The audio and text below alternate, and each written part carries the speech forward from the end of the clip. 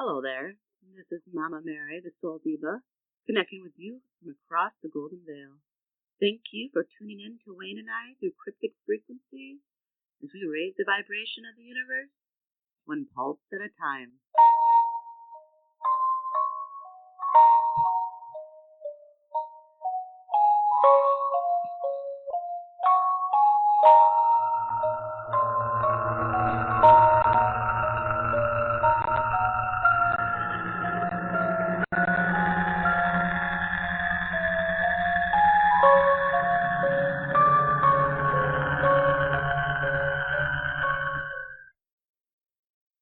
Heart of the mighty waters, blue like the morning sky, cradled and caressed by the winds.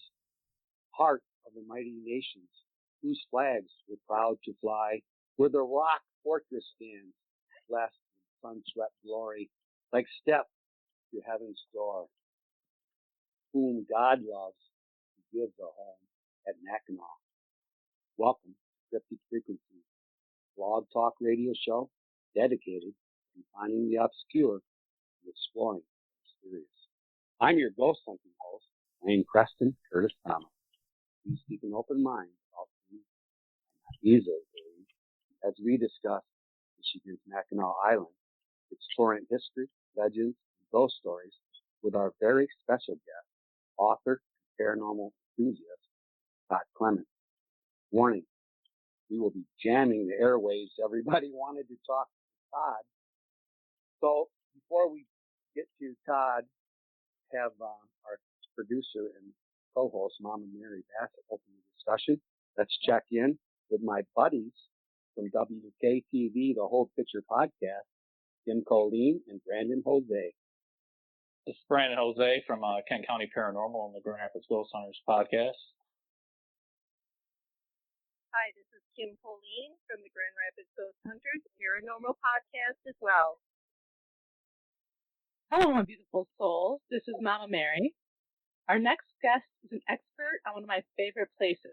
He is the author of Haunts of Mackinaw and Haunts of Mackinaw, the Next Chapter. Two amazing books of ghost stories, legends, and tragic tales of Mackinac Island.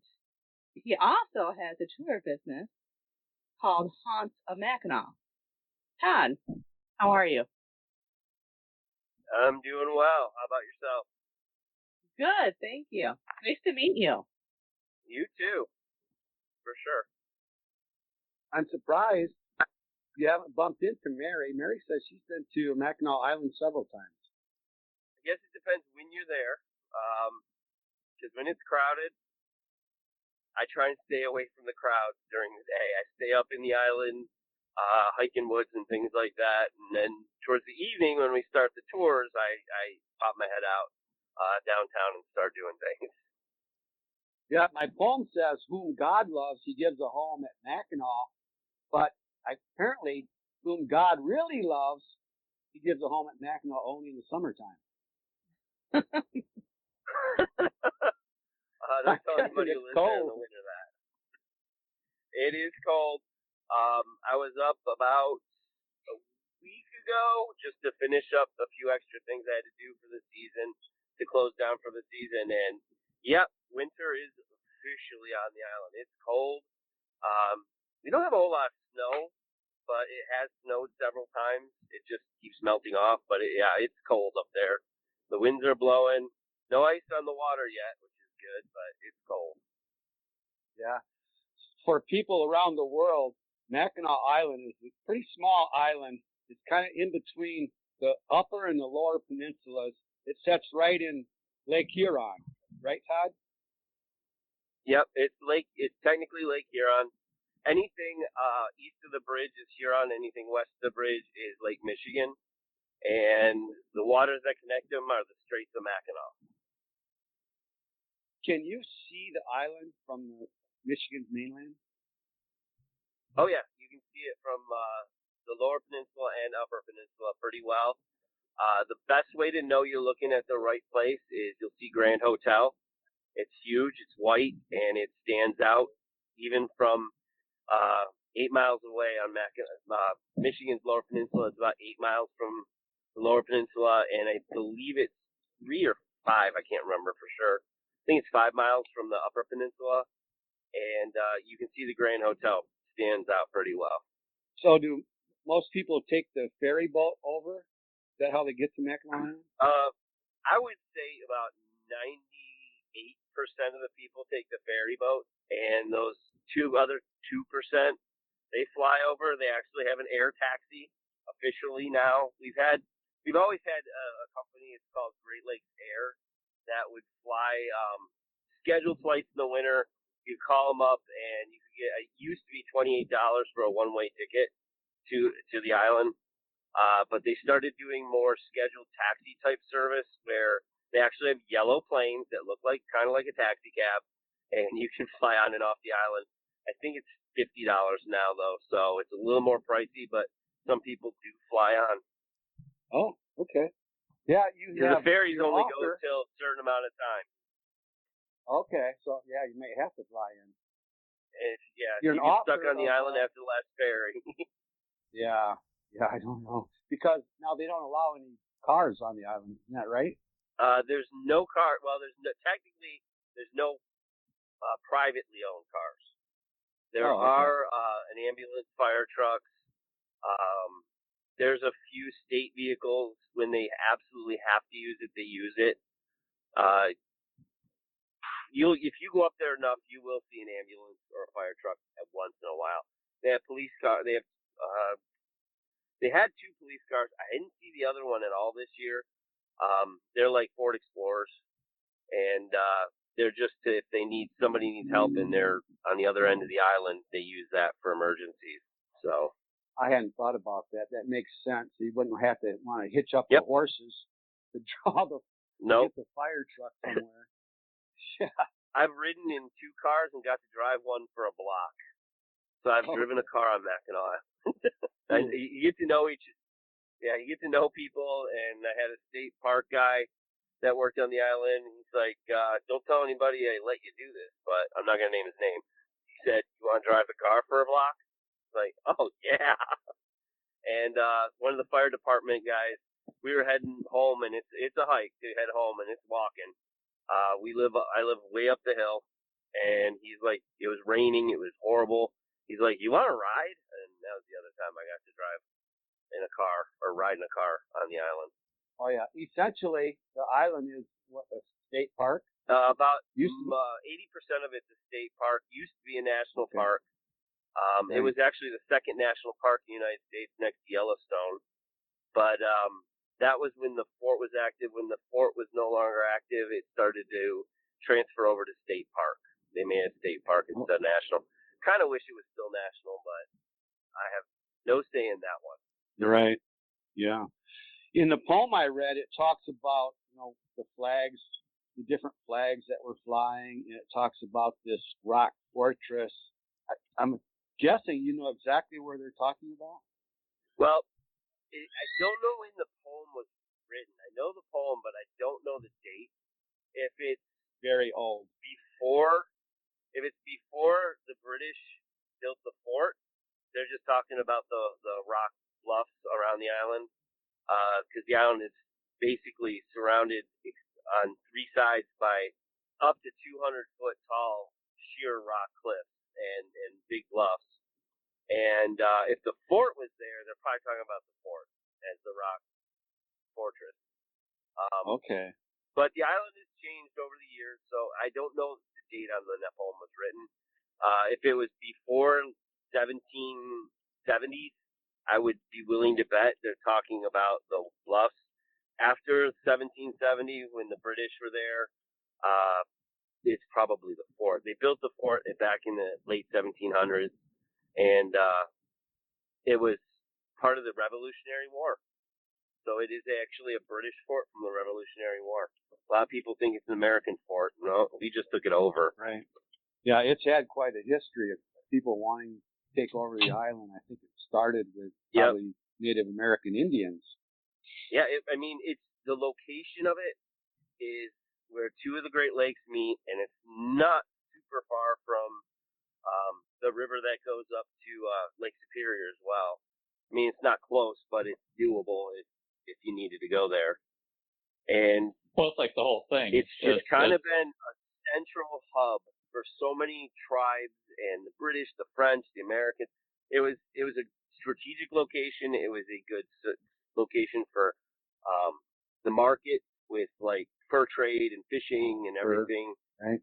So it was a great location for everything. It was centralized. Waterways were the best ways to travel back in the day, where it was going through land, was going through the forest, and you had to worry about being attacked by whoever, marauders, Native Americans. You didn't know who was in those woods looking to rob you or take your whatever you had.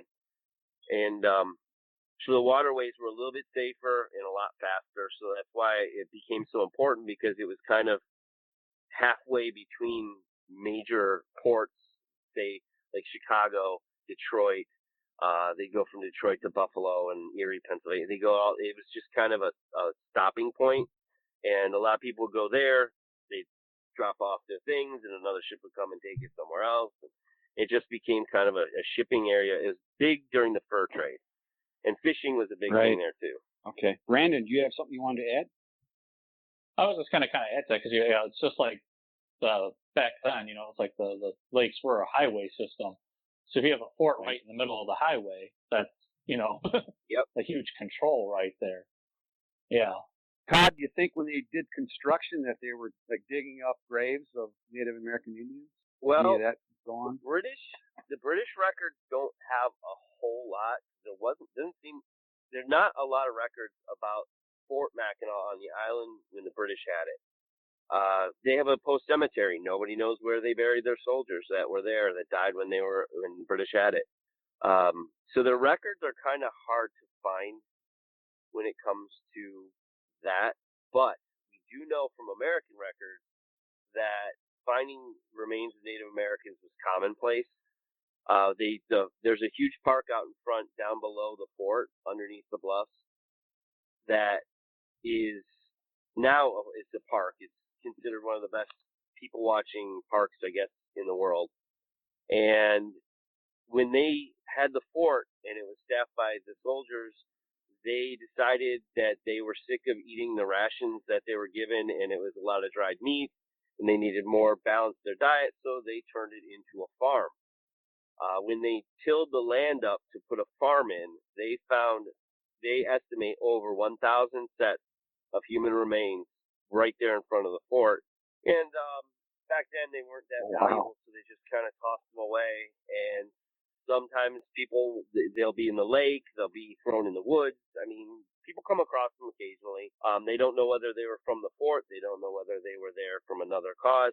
I myself have found a human backbone vertebrae, and they estimated it was probably 700 or 800 years old when they looked at it. It was just by chance. I accidentally saw a weird-looking rock, picked it up, and I was like, that's a bone. I thought it was a cow. And then they told me, no, it's too small for a person. I was like, oh, great. So I'm walking around with a Native American's back. Yeah. Yeah, every year somebody comes across something. They usually don't say anything, though, because if they say something, all of a sudden your construction can get put on hold for an archaeological dig. Sure. So they usually get pretty quiet about it. There's a few that have made it out in the public knows.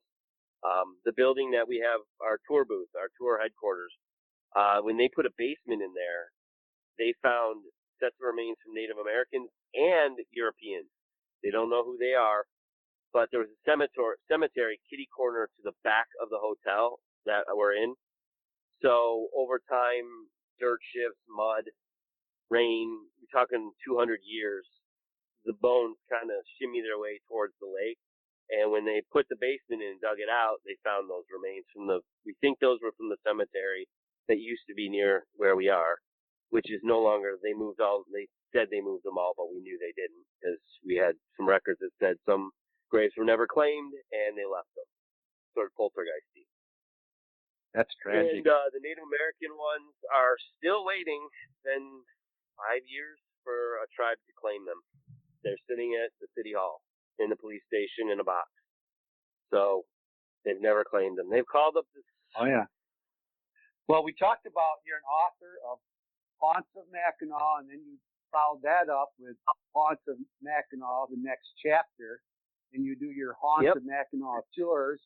Is there anything you wanted to add to your bio? I'm a ghost hunter too.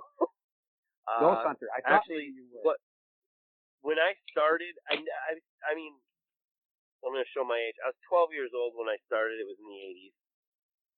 I wasn't really a quote-unquote ghost hunter. I was kind of just a kid who was interested in weird things because when I was 12, I saw a ghost on Mackinac Island, which is kind of where Haunts of Mackinaw was born. That's where I saw a ghost. And pretty much just from there, I got into shows. Here's In Search Of. Do you remember that show with Leonard Nimoy? It was kind of, he explored all the unknown and weird things in the world. I was a junkie for that show. I got all the Time Life books on the unusual, paranormal, the unexplained mystery Time Life books. And I would go to the library, never check out a book about ghost hunting from like Hans Holzer and all those people that would write the books. I would read them at the library. I'd never check them out because I didn't want to be that weird kid. And I was afraid someone would know I checked out a book on that. But, so I learned a lot from all them. Some things proved to be, it didn't really work out with how they were doing certain things in investigations. And some things we use today. I mean, people still use the dowsing rods. People still do the audio recordings for EVPs. I mean, there's things we still do today. Technology might have gotten better, but we still do basically similar things. And it was just, I was fascinated. It was a hobby. It was my quiet hobby. And I occasionally would go ghost hunting, usually did it alone, which I never recommend to anyone. You never know when you go into like an abandoned building or a cemetery and you're alone and it's dark and it's at night. You don't know who you're going to run into. But I did that as a teenager. I would do that occasionally. In my 20s, I had a few friends that would go with me. And then I started meeting people who were like into it like I was into it, and just started going ghost hunting whenever we found a place or we heard of something. We would go ghost hunting. And we never actually had a team. I've never officially been a part of a team. I've worked with a lot of teams. I'm really close with Metro Paranormal because we became good friends. And we just kind of, it's been a lifelong hobby that when I was back in late 90s, early 2000s, I decided to write the first book. And I said, you know what? The book took off. I think I can make this into a career. And I was a freelance writer at the time doing training manuals for small and mid-sized businesses, which is not fun. And I said, I'm going to try and do a book. So I wrote the book. I'll never forget the manager at the bookstore on the island when I brought it to her, because I didn't tell anybody really what I was doing. I would ask people for ghost stories, but I didn't really tell anybody. I didn't want someone else to do it. I didn't think there was anyone else who was going to do it, but I wanted to just be kind of safe with it. And then I brought the book once it was done, and I said, here. And she was like, finally. The manager was, finally, we have a book for Mackinac Island Ghost Stories. It's been the best-selling book since 2006 on the island, except 1 year when a local book on cottages and things came out. That was the only year I was second place. But it's been the best-selling book, and they sell thousands a year. Well, anybody that is going to the island should buy your books, because these things, it's not like you need a code. You tell them right where to go, what kind of things happen at these different locations. Yeah, and some of them are remote locations. They're not where everybody else is going to already be at. So they need to buy those. Everybody that first. It was the first book ever published with addresses on Mackinac Island. Yeah. That's another thing that got a little special thing, because we didn't have addresses on the island until about 2005, 2006. Right after the book came out, the addresses started showing up. Before that, I live in the red house 2 doors down from John Smith. I mean, that's how you found a person's house. Everybody that's here tonight, they all have questions, so I think we should maybe move on so they can get their questions in. And I'm guessing stories are going to evolve out of their questions. So who's ready? Jim or Brandon or Mary? Who wants to ask a question? I got one. Just with like the whole COVID thing going around, there's been a lot of people more reporting kind of stuff just because a lot of times they've been in quarantine, been kind of stuck at home or whatever. I was just wondering, like on the island, if you've noticed any type of effects on the reports this year. To be honest, the island wasn't too far off from a normal year. Up there, COVID didn't really affect the island or the tourism at all. We were actually all really surprised. We started getting cases in the middle of October, right before we closed.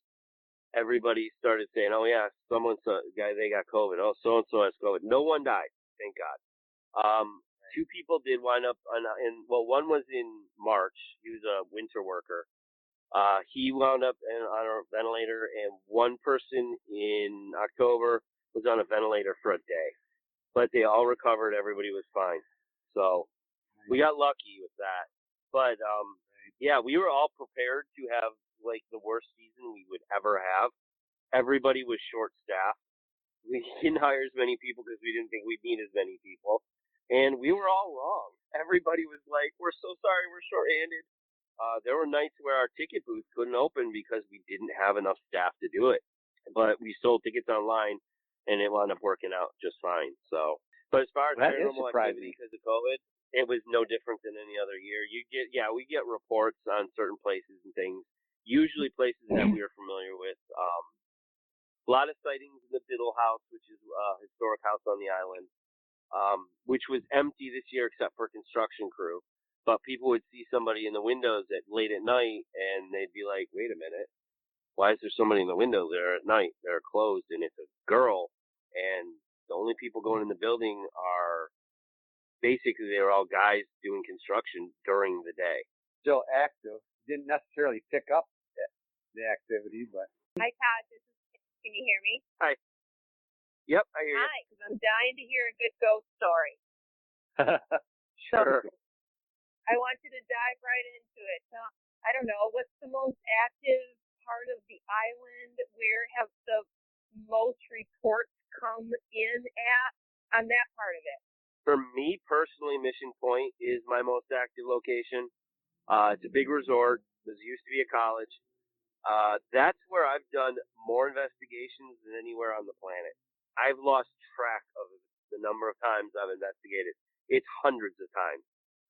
Because we used to do almost 3 nights a week. We would investigate Mission Point with the public, and we would do our own maybe once a month, just where we could set up everything with cameras and everything. With the general public, we didn't go through with cameras and everything because there was a chance someone could get broken or stolen, and we didn't want to risk it. But we've had Mission Point Resort. Quick backstory on it. It was originally built by the moral rearmament movement in the late 50s, early 60s, and it was to be their world headquarters. They were a group that wanted to bring morals back to America after World War II because there's been so much killing and so much hate and so much war. They were trying to bring people back to a normal kind of status quo. Everybody gets along, everything, we're good, we can keep going. And they started up that as their world headquarters. They were very well funded. They had a lot of money. They paid for the entire resort in cash. It was built in about 3 years. And if you've ever seen it, it's the second biggest now. I think it's the second biggest. Grand Hotel and Mission Point always are fighting for who's bigger. Every year they do additions and things. I think they're still the biggest by like 20 rooms as far as hotels go. But they built it all in 3 years. And they ran it for a few years. They started buying other properties on the island. They bought Pine Cottage. They bought Island House. They bought Stone Cliff, which are other hotels, and bed and breakfast. They started buying everything on the island. They were trying to buy Mackinac Island. And the story on how they were stopped kind of foggy. Nobody knows exactly what happened. But then they up and just left, moved out to Switzerland. They're still there today in Switzerland with their headquarters, and they're operating. They're still doing similar things. They say it was an early version of Alcoholics Anonymous as well. They kind of inspired Alcoholics Anonymous. And they are still, I think they're called Up With Today or something along those lines is what they call them today. They changed the name. But when they left and they turned Mission Point into a college. College didn't last very long. It lasted 4 years, graduated one class. It was a college that had students from all over the world. And it was supposed to be a special college. It was pricey, but it was kind of exclusive type of a college. They didn't take into factor, though, how cold and miserable the winters on the island are. So college life wasn't exactly that much fun, and a lot of students didn't like it. So after 4 years, the college didn't quite make it. They started losing students and they started into newer classes. So they graduated one class, and then it went to Rex Hubbard, who was a televangelist. He turned it into his studios, the world headquarters. They have a full out sound stage. I mean, they have everything you need. When the More Armament was there, they did documentaries, they did movies, they did all these different things, promotional things. And they had the second largest sound stage in the world when it was built. Nowadays, it's nothing compared to some of the mega studios out there, but it's still a fairly big sound stage. And they moved on from that. Rex Hubbard did his preaching and everything, filmed it, sent it out at Mission Point, and then eventually he sold it off. It became, I believe, it was called the Inn on Mackinaw, or the Mackinaw Island Inn. And that's from then on, it's been a hotel ever since. Changed names and owners, but it's been a hotel. Now, there's several ghost stories at Mission Point. We know some of their histories. We know some of the people, how they died. We know a bunch of different things about them. Harvey's the most famous. It's not his real name, but that's the nickname he was given. He was a student at the college, fell madly in love with a girl who was dating another guy, and he wanted to marry this girl. He's obsessed with her. And one day he gained the courage to say, basically, I want to marry you. And the girl really didn't know him that well, just another student. And she said, I don't want to ever see you again. I don't care if you die. Now, that's what we've heard, she said. We don't know for sure if that's exactly what she said. But about a week or two later, he went missing. No one knew where he went. It was in February that he went missing. So it's cold, it's winter.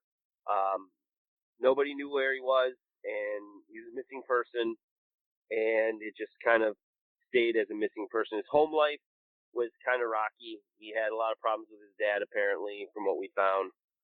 He went to college there because he went through a multi-county police chase as 18-year-old, and got arrested and got in a lot of trouble, and they said, you're going to college or you're going to jail. That's what we've been told.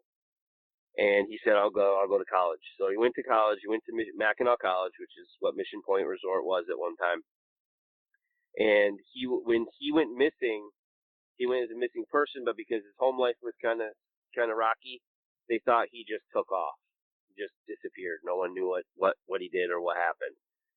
Well, in July, and I actually spoke to the person that found him.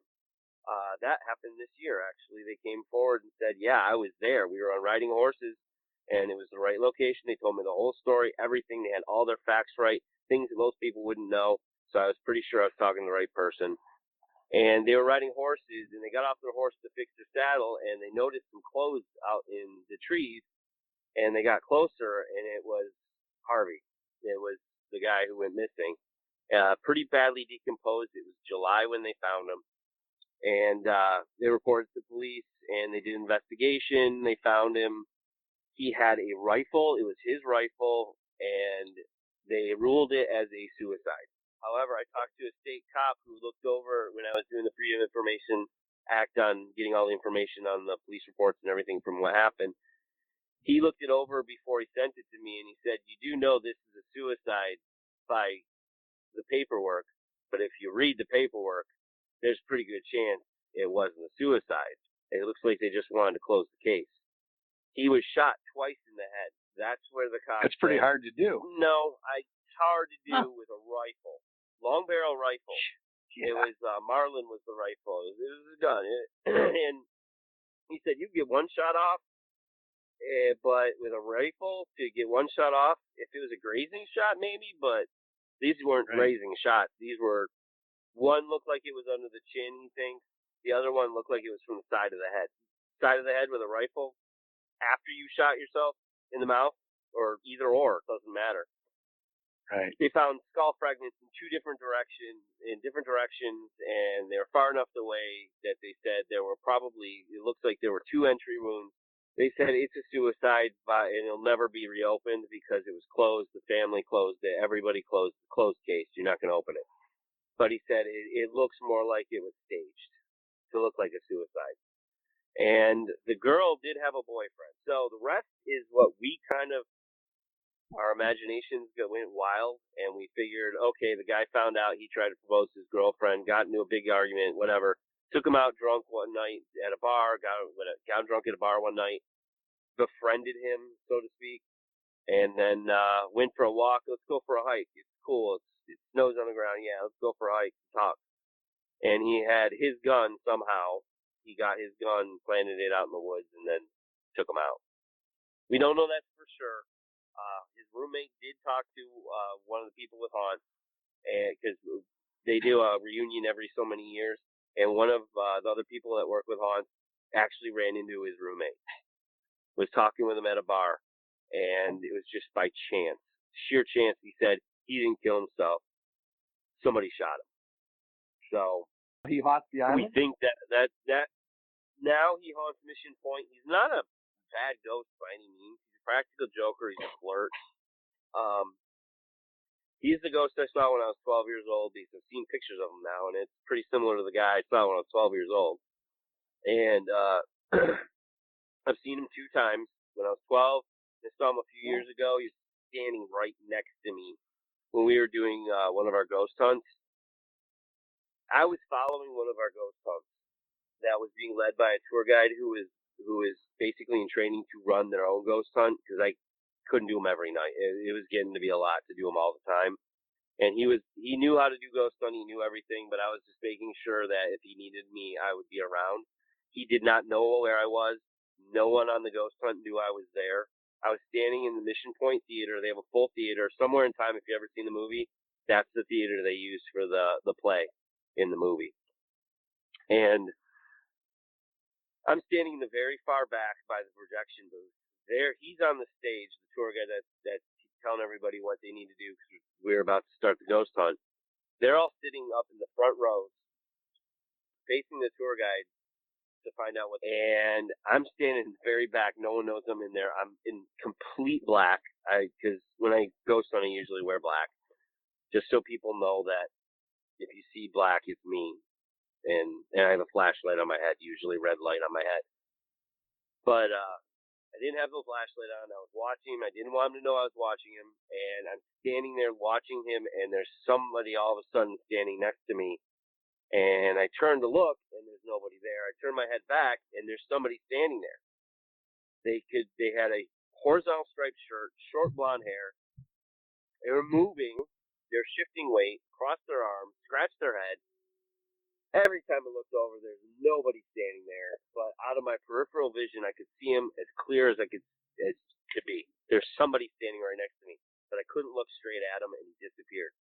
And I wanted to scream to everybody, take a picture of the back, take a picture of me. But I knew if I did, half the people would have peed their pants, and half the people would have screamed.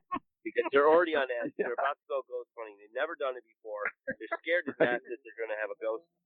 And I'm like, you guys, there's a ghost right here, right now. But I couldn't do anything about it. So it was a personal experience. But that was the second time I ran into him where I actually could see who was with me. The first time he was pretty far away.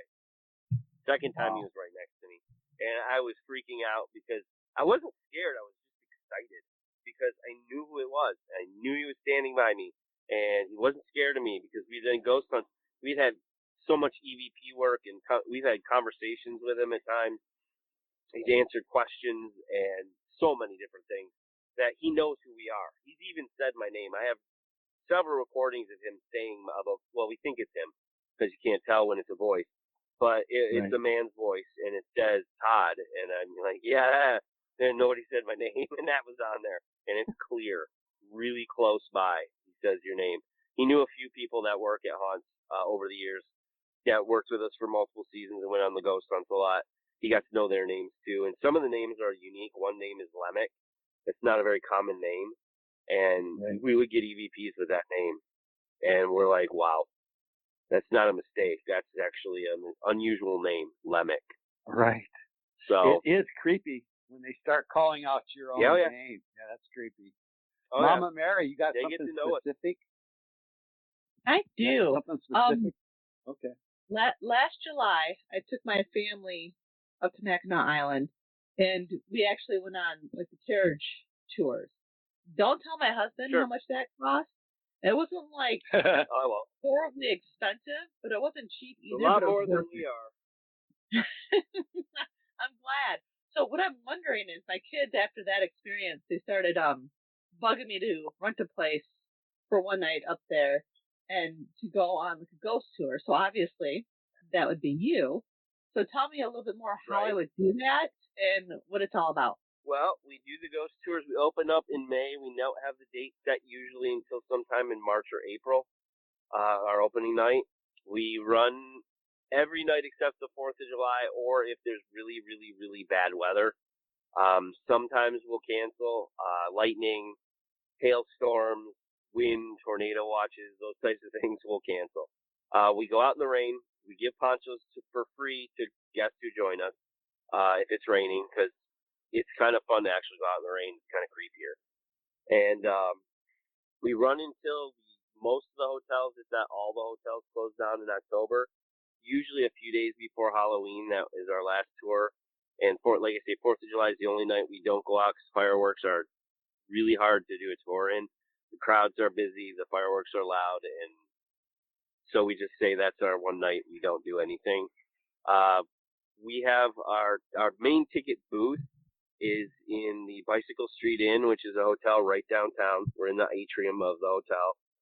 And we also do our online sales through Haunts of Mackinaw. Mackinaw ends with a C, .com, hauntsofmackinaw.com. And we open our ticket booth every night at 6, and it closes when the last tour leaves. So it either closes at 9 or 10 p.m., depending on how busy we are. And we take you on about an hour about an hour and a half.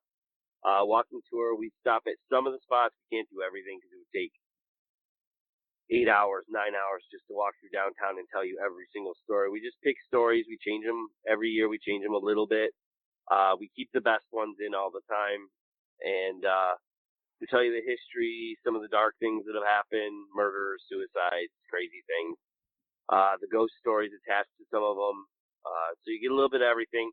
The tour guides all do their own little different way of doing it. Some of them are more theatrical, some are a little bit more comical, some of them are very serious. But every tour guide's a little bit different, and some will do legends. Some of them love the legends. We have legends of fairies and giants and all kinds of things like that on the island. The fairies I don't think are legends anymore though, because I've seen them twice, 3 times. Take it back, 3 times. I've seen the fairy lights, which I didn't believe in until I saw them. And I've talked to a lot of people who've seen them. That's a whole nother story with the fairies. But we run them every night. We try to keep it kid friendly if we can. We have a lot of kids who do go on the tour, and the tour guides know if you have kids on the tour, scale back the gore of the murders and the sexual assault stories, which lead to ghost stories and things like that.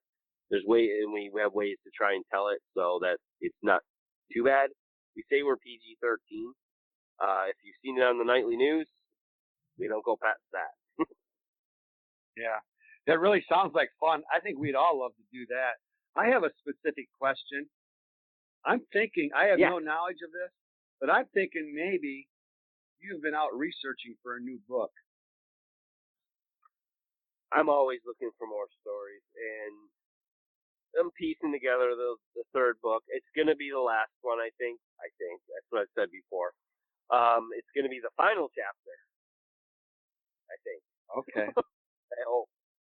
It might do the final chapter and then Haunts of Mackinaw Reborn. Like they do in horror movies like Halloween, like that. But I thought maybe we were together. The stories are we got plenty of stories, but the legends on the island, we've told almost all the legends in the first 2 books. So I'm trying to find the legends, obscure legends, but I have not found a whole lot of those yet, because I like to tell the legends, but we're working on it. Okay.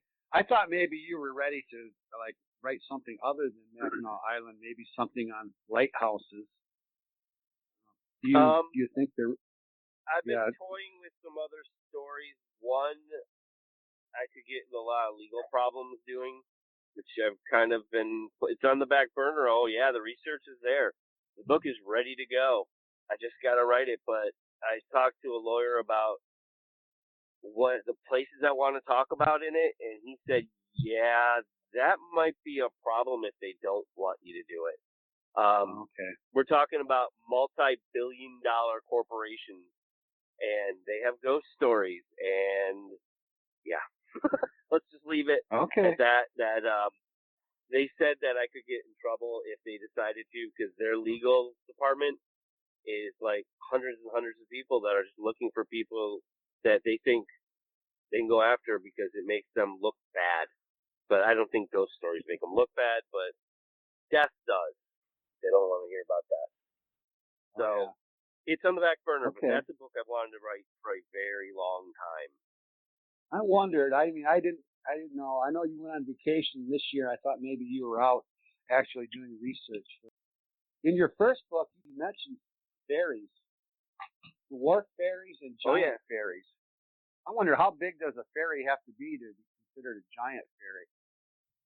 I mean, giant fairies, I think that the term fairy is loosely used in a lot of Native American lore. It's something that can't be explained. It's kind of in the fairy realm, so they call them giant fairies. They were just basically, from what I've read about them, just giant human beings. I guess you could call it. They were very much like we are, but they were huge. And I've done research on those too, and there's a lot of evidence that says they did exist. They're in the Bible even. They're all over the place.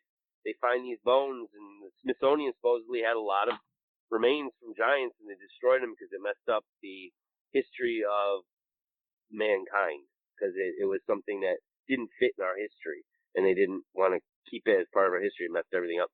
I don't know all the details on it, but supposedly they destroyed those bones. They found them in France, and they found them in a bunch of places. People that could have been up to 17 feet tall, just based on the bones. So you can imagine a 17-foot tall person walking around on Mackinac Island. And Mackinac Island has a lot of things, like giant staircase is one of the things that, it's gone now, but it used to be on the island. They said the giants would come to the island and go up the staircase to get to the middle of the island. And eventually, the Geechee Manitou, the great god, said, it's time for man. You guys need to go. Leave. And if you don't leave, I'm going to turn you to stone. I'm going to turn you to stone. And there's a few rocks on the island that are said to be some of these giants that were turned to stone. Crack of the Island apparently has a hand holding onto the edge of it because one of the giants was trying to hide from being turned to stone, and his fingers are holding on the edge of the crack. And he was turned to stone. The smaller fairies, they aren't like Tinkerbell. They're like lights, and they move around at very high speed. You don't see them all the time. They flash in and flash out. And a lot of people are, oh, it's lightning bugs, or, oh, it's an orb on a camera. No, you see these with your naked eye. You don't need a camera.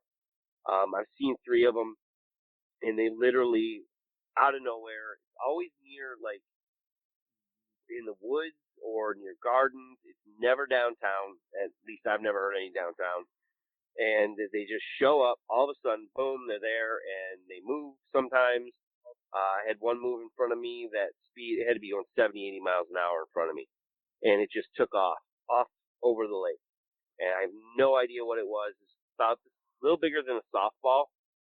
And it was very much like solid in the middle and fades away. The light fades away from whatever's in the middle. But you can't make anything out of it other than it's a light. And it was a yellowish white color. And the other time I saw it, I had 7 people with me, and they saw it too. So I wasn't crazy. I knew I wasn't crazy. That one was pretty quick. It was in the woods near Arch Rock, and it was at night, and all of a sudden it shows up near a tree, moves a little bit, and then just completely vanished. And we all saw it. Everybody saw it. It was probably a little bit bigger than the first one I saw. And they all saw it. So, yeah, like I said, I knew I wasn't crazy. The first one I saw, I was like, I don't know, am I crazy? I know I saw it, but I've heard the stories. And, yeah, So the second Todd, time I had witnesses. The third time was another quick one. I just saw it in the woods really quick. It makes me wonder whether this is some kind of a ghost, just a different form that a ghost is taking, whether it's alien. What kind of entity are these fairies? I think they're a cryptid. They're more along the lines of Bigfoot, Loch Ness type of thing.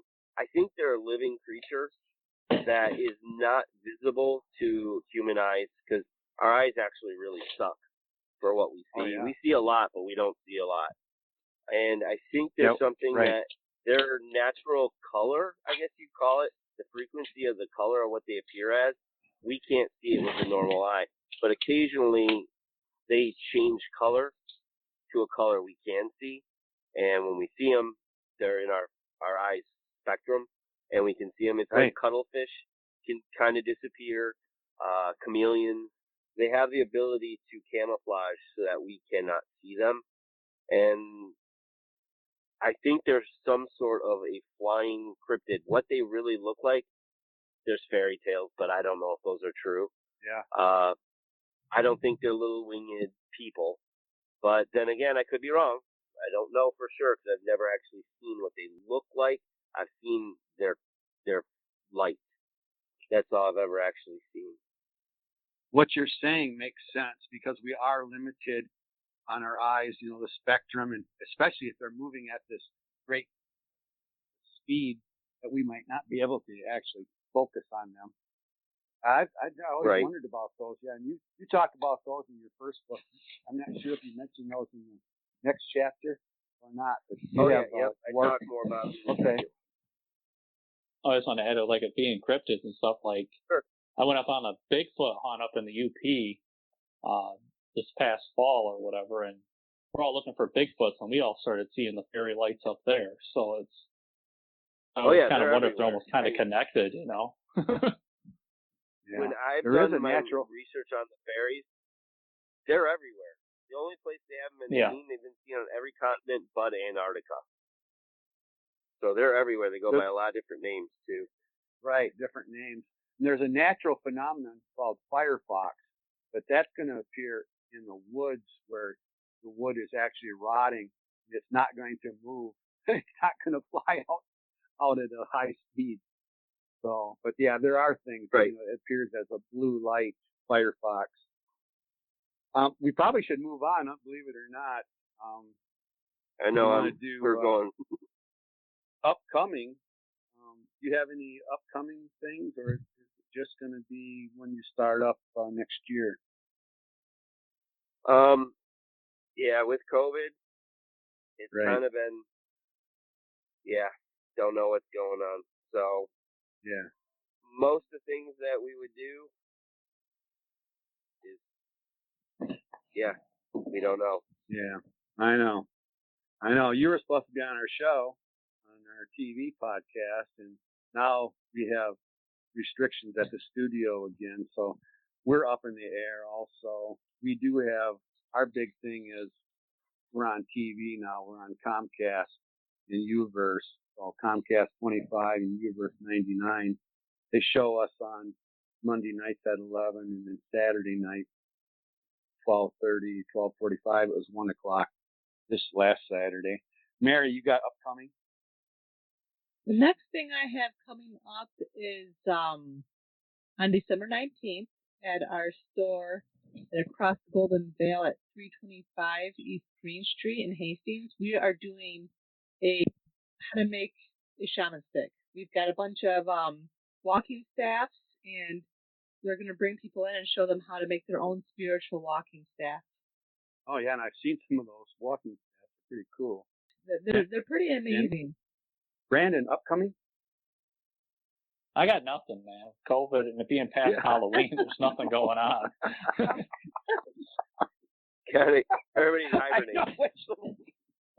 I know what you mean. I'm part of that. I hate to laugh, but I'm part of that nothing also. So, Kim, I guess you got nothing either. Speaking engagements. Well, I can only hope and pray my kids go back to school next week because, like Todd, I can't take this virtual school anymore. Right. I'm for sure. I'm at my wit's end I don't know. We may have to cancel this Wednesday also. Don't know yet. So, and then shout out. We'd like to shout out to Ben Goldman with Afterlife Road. He was our last guest. And then we might as well shout out to Bill Konkoleski because he was our last guest on WKTV podcast. The people that you know, so Chatan, and then Grass, so that would be Bill Jones and Connie.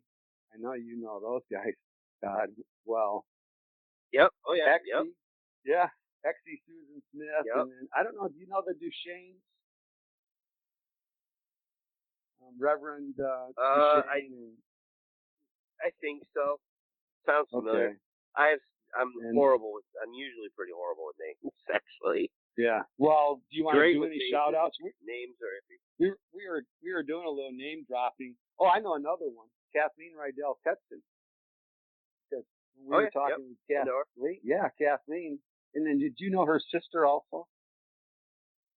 Beverly? Yep. Beverly Rydell. Yep. They came up to the island at events with us several times. Yeah, they talked about you. We bring you up from time to time. They did a story, The Lost Boy of Mackinaw Island. Are you familiar with that story? I haven't read it. Oh, I'm not sure. Well, and then she had an experience up there, and I don't know the area enough to tell you exactly where it was, but she thinks that maybe she came in contact and they actually helped something to move on. She thought it was a little boy, so I think that's what the story is, that Lost Boy of Mackinaw. And the thing was, she saw it 1 year, communicated with it, and then came back the following year, and then that's when we were actually able to do what they thought would help it to move into the light. So I'm kind of wondering, do you think maybe the island is some kind of a portal? I've heard that. There's a possibility, but we know there's something going on there that ghosts and entities have an easy time getting in and out of that island. I don't know whether we thought maybe it's the geology, the history, it's limestone is everywhere. There's a lot of things, a lot of theories as to why it is what it is, but there's something going on that makes the island pretty unique that way. Yeah. Surrounded by water in itself, water seems to be a spiritual energy. Yeah. And then all those bones that are coming up, all those people that were buried there, are they still burying people on the island? The cemetery is still open, but you have to pay a pretty good fee or live on the island. I think if you have a business for 5 years, you can be buried there if you want to in the cemetery. But it's not a regular process that people are buried on the island. Maybe 1 or 2 people a year, maybe, if that. Are you Catholic? I know that's a personal question, but because I'm giving you the final thought. Okay. Revelations, our final thought. Revelations 9:11 talks about Abaddon.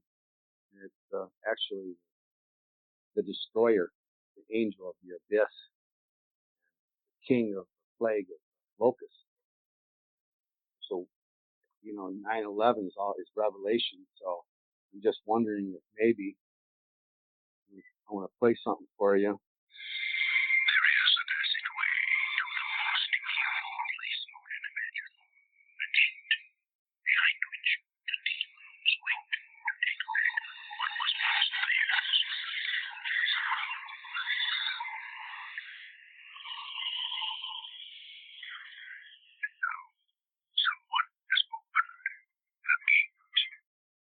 Now someone's opened up the gate. I'm wondering, with this COVID, I want to weigh in with everybody. Do you think maybe this is some kind of a dark shadow that is actually a spiritual force? It's affecting the whole world. It's practically like a plague. It's almost like Armageddon. Whoever wants to weigh in on that, that's the final thought. I want everybody to weigh in on that. Whoever wants to go first. Think we've opened up a gate? Not sure. Somebody has. Mary, Mama Mary, You look through that veil a lot. Let's start with you. No, I'll weigh in. We definitely have. If I know it's kind of a darker way to look at it, but we have definitely walked into Armageddon. It's just the beginning. It's just the start. I hate talking about politics, but with that in general, if you watch that, prophecies have already been met. So we are walking into the age of Aquarius. And I don't necessarily connect with the Bible's way of saying it, where it's completely the world's end. The world as we know it is definitely changing. And I think the whole point of COVID, it's kind of a dark force, but I think a part of it was to get us to, the quarantine, and I'm doing like quotation marks, was to get us to get inside and get to know ourselves and know where we want to be. So in 2021, we make the partnerships that we're supposed to be making, but we're starting to walk a course of our spiritual evolution and our spiritual purpose. And we have the next 7 years. Some of those years are going to be pretty rough, but it also is going to bring us into our spiritual awakening and our spiritual enlightenment. It's all part of the process of the, moving into the age of Aquarius. Okay. Kim, what do you think? You think maybe you've opened up something, a can of worms? This virus was started from an animal. And who created animals on this earth? Can we say for sure that, God created the animal and then the animal created the virus? Is this all God's purpose? Is he working his wishes onto mankind through his creation? Is he punishing us for some reason? I don't know, but it makes you think. That's how I see it. And I also see it the scientific way as well. I see the science behind it. I see that from the beginning, I never thought this was a hoax. I always thought this was a real thing. And, it scares the ever-living daylights out of you. And you're at this point, we've been living with it for over 6 months. And I know people that have died now. And it scares me that I may lose a close loved one. Yeah. Brandon, what do you think? I think spiritual warfare is something that's always going on, and it can be, COVID can be a part of that, but the thing I would say is just for everybody to keep their wits about them and realize that people can use a crisis for ulterior motives too, and that can also be part of spiritual warfare as well. So that's just my advice. All right. Todd, I know you have insights into the spookiness, so what do you think? Yeah, I mean, I've been all over the place on this. I've been everything from the science side to the philosophy side to the spiritual side of it. And I had a really close friend once say to me, out of the blue, he's not a spiritual person. He's religious, but he's not a hardcore in the really religion.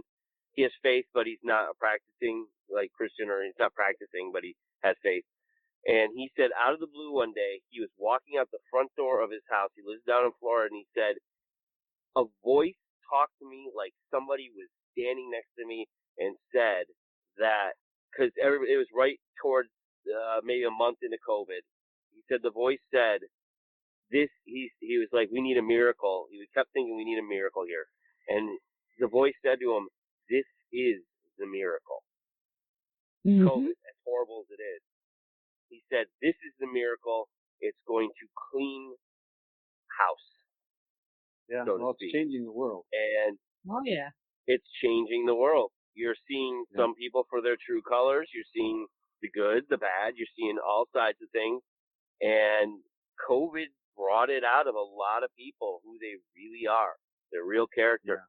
Now, I'm the type of person who I'm respectful of other people. I know people have had it. I know a couple people who died from it. The ones who died from it were much older, and they had horrible comorbidities. And it was a miracle they lived as long as they did, unfortunately, how they had to go. But I know people who've had it for 3 days, and they said, I've had worse colds. And I'm like, serious? So I don't know I don't know. And I just, like I say, I'm all over on this one because I've heard everything and I've thought of it so many ways. It's real close to this group right here, because Brandon's grandma Sure. was tested positive. Yeah, for it. that's so right. That's how close it is to us, right? And it's not so far from what deliverance ministry that my buddy preacher man does. If we went into somebody's house and they explained that they were having what conditions that the world's going through, we would probably pray for them. Todd, did you say that you were related? Yeah. Did you say you were related to Mark Twain? Yeah. I'm a big genealogy guy that kind of came. That was actually a side project from ghost hunting and doing all my research on the book. I got into ancestry. I got into a lot of genealogy because I was trying to find out the histories of our quote-unquote ghosts on the island. And I was like, I'm going to do my own one winter because I have a lot of free time in the winter. Started working on our family history. Found all kinds of it. By the way, if anyone's ever done it, it becomes your life for a little while. You're always working on things. It took over. I thought you had said that. Found out. Yep. We found out. I'm from the Massachusetts family of Clementses. Mark Twain is the Virginia, and they are brothers. His great whatever grandfather and my great grandfather were brothers that came over at different times, different parts of the United States from England. So I'm his cousin. Okay. Yep. And we also had a Salem witch in our family. Now she's directly from Massachusetts family. She never was executed though. She was tried, but she recanted on everything that they forced her to say, and she was spared. So she's a footnote in the Salem witch trials because no one really knows much about her because she wasn't one of the ones that was actually prosecuted and executed. Her name was Mary Osgood. Her name's Mary Osgood. Her main name's Mary Clements. So she's a distant aunt of some sort. Okay. You had to bring up Salem though. So now we're going to talk for another half an hour because Mama really Mary close. has a connection. My family was one of the founding families of Haverhill, Massachusetts, which is really close to Salem. So I'm like, yep, that makes sense. Well, Mama Mary, I think you have to share your connection. I'm gonna have to get in on that one. Yeah, well, to make it quick, I had a past life reading, and my full name is Mary Bassett, and in the past life reading, the woman told me the name I have now is the name that I had in a past life. So doing a little research. Oh no. During the Salem witch trials, we're family. There was a Mary Bassett that was persecuted in the Salem witch trials. Her name was it changed after she got married to DeRich, so Mary DeRich, and she's actually on the list because I went to Salem. So if you go into like the Salem Museum, you'll see her name on there, Mary DeRich. But so kind of blew it off a little bit. It was funny because like my stepdaughter's name is Sarah Bassett, and she was persecuted in the Salem witch trials. But the full about story of that is doing more research. My husband did a family genealogy, and it's actually his family. So back in the Salem witch trials, my husband now, it was his family, Mary Bassett and Sarah Bassett, that were persecuted in the Salem witch trials. So it is kind of funny. This is all true stuff. Yeah. It's true stuff. It's little crazy. Synchronicity. I got connections too. What? I got connections too because I'm actually descended from, like you were mentioning the Osgoods. Like I'm descended from the Osgoods, and I'm related to Cotton Mather too. So I got connections back to Salem too. So. Like it's one big happy family. And you're connected to me somehow through marriage. Or family through marriage. Well, we did find one where we did find like a common ancestor, I think, possibly too at one point. I can't remember the name now. Yeah. Yep. Like when you were last on the podcast. It is amazing because we find people doing the genealogy. It's just like I found someone else in the paranormal community that were like, yeah, they do genealogy, I do genealogy. We found a connection.